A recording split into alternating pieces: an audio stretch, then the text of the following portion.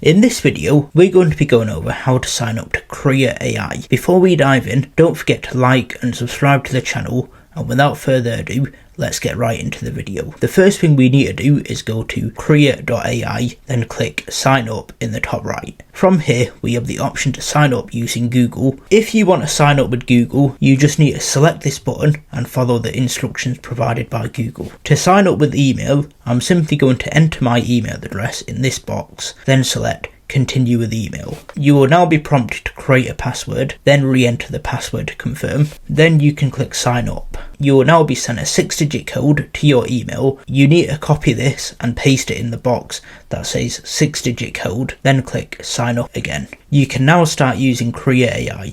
If you found this video helpful, don't forget to like and subscribe to the channel, and we'll see you in the next video.